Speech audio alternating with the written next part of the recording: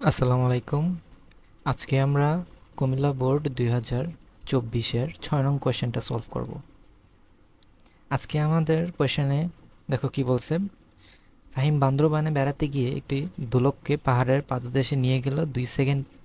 এটি 2 সেকেন্ডে একটি পূর্ণ দোলন সম্পন্ন করে। এরপর সে দোলকটিকে পাহাড়ের উপরে চূড়ায় নিয়ে গেছে, সেখানে সেটি ঘন্টায় 30 সেকেন্ড সময় হারায়। সো এই জিনিসটা আমাদের ইম্পর্ট্যান্ট। 2 সেকেন্ড, এটা একটা তথ্য। 30 সেকেন্ড সময় হারায়, এটা আরেকটা ইনফরমেশন। আরেকটা পৃথিবীর ব্যাস দিছে, যেটা আমরা জানি অবশ্যই, সেটাই মানটা দিছে আমাদের। গতে আমাদের বলছে উদ্দীপকের পাহাড়ের উচ্চতা নির্ণয় করো। সো এখানে আমাদের পাহাড়ের উচ্চতাটা আমরা কিভাবে নির্ণয় করতে পারি। ফার্স্টে আমাদের এই জিনিসটা মাথায় আনতে হবে, এখানে যে ইনফরমেশনগুলো দেওয়া আছে সবগুলো হচ্ছে টাইম পিরিয়ড নিয়ে। অর্থাৎ একটা সিম্পল হারমোনিক পেন্ডুলাম, তার টাইম পিরিয়ডের ইনফরমেশনগুলো দেওয়া আছে। সো টাইম পিরিয়ড থেকে আমাদের পাহাড়ের উচ্চতায় ডিরেক্ট এমন কোনো সূত্র নাই, বাট আমরা জানি টাইম পিরিয়ডের সাথে অভিকর্ষ ত্বরণের একটা সম্পর্ক আছে, এবং অভিকর্ষ ত্বরণের সাথে উচ্চতার সম্পর্ক আছে। সো আমরা এই তিনটার সম্পর্ক একসাথে একসাথে করলে এই ম্যাথটা সলভ করতে পারবো। আচ্ছা, সময়ের সাথে অভিকর্ষ ত্বরণের কী সম্পর্ক আছে আমরা জানি, টি সমানুপাতিক 1/√/g, এবং জি এর সাথে এইচ এর কী সম্পর্ক, ব্যস্তানুপাতিক সম্পর্ক, অর্থাৎ G is proportional to 1/r²। So এই দুইটা ইনফরমেশন যদি আমরা একসাথে করি, আমরা জিনিসটা এভাবে লিখতে পারি যে T1/T2, এটাকে যদি অভিকর্ষ ত্বরণ দিয়ে লিখি, সেটা আমাদের এভাবে লিখতে হবে, যেহেতু ব্যস্তানুপাতিক সম্পর্ক। সো G2/G1, T1G1 ব্যস্তানুপাতিক হয়ে গেছে। আবার জি এর সাথে আর কি, ব্যস্তানুপাতিক সম্পর্ক।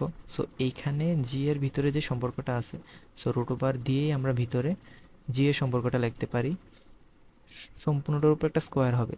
সো জি এর সাথে আর যেহেতু ব্যস্তানুপাতিক সম্পর্ক, G2 যেহেতু এখানে, R2 হবে কোথায়, এখানে। So R2² R1²। এখন আমরা চাইলে স্কোয়ার রুট কাটতে পারি। সো আমাদের ফাইনাল ইকুয়েশন হচ্ছে এটা, যেখানে আমরা চাইলে অভিকর্ষ ত্বরণ নিয়ে তো আমাদের আপাতত কোনো কাজ করতে হইতেছে না। সো আমরা চাইলে দোলনকাল এবং উচ্চতার ভিতরে এই সম্পর্কটা ডিরেক্ট ইউজ করতে পারি।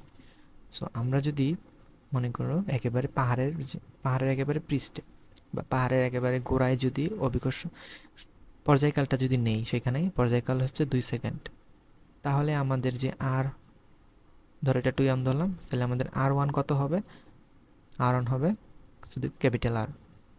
আর আমরা যদি T2 হচ্ছে 30 সেকেন্ড সময় হারায় যেহেতু এখানে বলছে, সো ওইখানে আমাদের পর্যায়কাল কত সেখানে তো আমরা জানি না। সো আগে আমাদের T2 বের করতে হবে। সো আমরা R2 কি জানি, পাহাড়ের উচ্চতা কত সেটা তো আমরা জানি, সেটা তো আমাদের বের করতে বলছে। সো ধরো সেই উচ্চতাটাকে এইচ ধরলাম। সো আমাদের শুধু T2 মানটা বের করতে হবে, তাহলে আমাদের কি ম্যাথ শেষ। সো T2 কীভাবে বের করতে পারি, সেটার জন্য আমাদের এই ইনফরমেশানটা লাগবে, যে উক্ত পাহাড়ের চূড়ায় সেটি ঘন্টায় 30 সেকেন্ড সময় হারায়। অর্থাৎ ঘন্টায় মানে কি 3600 সেকেন্ড, 3600 সেকেন্ড সময় হারায় 30 সেকেন্ড, অর্থাৎ 3600, সরি 30 সেকেন্ড যেহেতু হারায়, অর্থাৎ তার মানে সে 3600 সেকেন্ডে কয়টা টিক দিছে, 3570টা।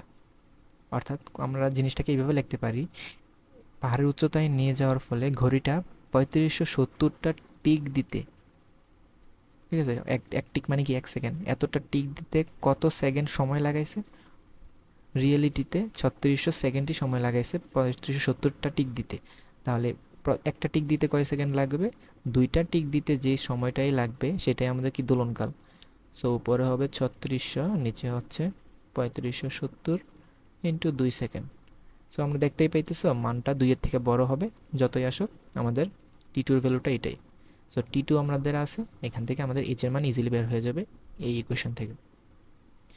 ওকে, দেখি ঘ কি বলছে। ঘ বলছে কি, পাহাড়ের চূড়ায় দোলকটি দোলনকাল অপরিবর্তিত রাখতে কি ব্যবস্থা নিতে হবে। আচ্ছা, এই এই ম্যাথে আমরা তো গতে আমরা এইচ বের করছিলাম, যে পাহাড়টা কত উচ্চতায় আছে সেই উচ্চতা বের করে ফেলছি। তাহলে কি আমরা সেই এইচ উচ্চতায় অভিকর্ষ ত্বরণ বের করতে পারবো? অবশ্যই পারবো। আমরা জানি এইচ উচ্চতায় অভিকর্ষ ত্বরণের ইকুয়েশন হচ্ছে G M plus R plus H²। So এই ডাটা ইউজ করে আমরা সহজে মনে করো পাহাড়ের উচ্চতার ভিতরে অভিকর্ষ ত্বরণ কত সেটা আমরা বের করে ফেলতে পারতেছি। সো একটা দোলনকাল অপরিবর্তিত রাখা বলতে কি বোঝায়? দোলনকাল কত রাখতে হবে আমাদের? দোলনকাল আমাদের 2 সেকেন্ডই রাখতে হবে। এখন চিন্তা করো তো, দোলনকালের ইকুয়েশন কি কি আছে? T is equals to 2 pi root over L by G. So পাহাড়ের উচ্চতায় যেহেতু তুমি অভিকর্ষ ত্বরণ দোলকটাকে তো তুমি দোলনকাল অপরিবর্তিত রাখতে হবে। সো তুমি কি অভিকর্ষ ত্বরণের মান চেঞ্জ করতে পারবে পাহাড়ের উচ্চতায়? না, সেটা তো তোমার হাতে নেই। বাট তুমি চাইলে এল এর মানটাকে চেঞ্জ করতে পারো, তোমার হাতের উপর এটা আছে। সো টি এর মান যদি 2 সেকেন্ড হয়, তাহলে সেই কার্যকর দৈর্ঘ্যটা কত হবে সেটাই আমাদের বের করতে হবে। তাহলে পরিবর্তিতে আমাদের এল এর মান এত হতে হবে, এত মিটার হইতে হবে। তাইলে এখানে তো বলছে যে কি ব্যবস্থা নিতে হবে, অর্থাৎ তুমি হয়তো এটাকে ইনক্রিজ করবা বা ডিক্রিজ করবা। সো আমাদের আদি যে লেন্থ সেটা আমরা কীভাবে বের করতে পারবো? আদি মানে কি? স্প্রিং যদি অভিকর্ষ ত্বরণ চেঞ্জ না হইতো, অর্থাৎ আমরা যদি ভূপৃষ্ঠে থাকতাম, তখন 2 pi root over L prime by G E, অর্থাৎ পৃষ্ঠে যে অভিকর্ষ ত্বরণ 9.8 ইউজ করে আমরা যে এল পাইতাম, সেটা হচ্ছে কি তার ইনিশিয়াল মোমেন্টে তার যে কার্যকর দৈর্ঘ্য সেটা কত ছিল সেটার মান।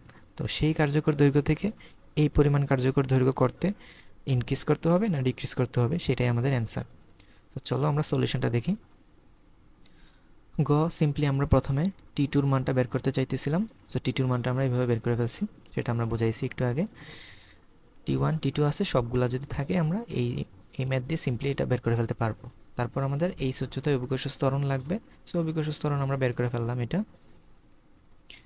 আচ্ছা, তারপর এল প্রাইম, অর্থাৎ অভিকর্ষ ত্বরণ এত থাকলে আমাদের এল প্রাইম কত হইতে হবে যাতে করে আমাদের টি হয় 2 সেকেন্ড, এটা হচ্ছে এত। এখন আমরা প্রথমে আমাদের এল কত ছিল সেটা আমরা কীভাবে বের করতে পারবো? T is equals to 2 pi root over L by G E, অর্থাৎ জি এর মান যদি 9.8 ইউজ করি, তখন আমাদের এল কত হবে সেটা হচ্ছে কি প্রথমে দৈর্ঘ্য। তাহলে কার্যকর দৈর্ঘ্য কতটুকু চেঞ্জ করতে হবে? এতটুকু হ্রাস করতে হবে, এবং এটাই আমাদের কি অ্যান্সার। আল্লাহ হাফেজ।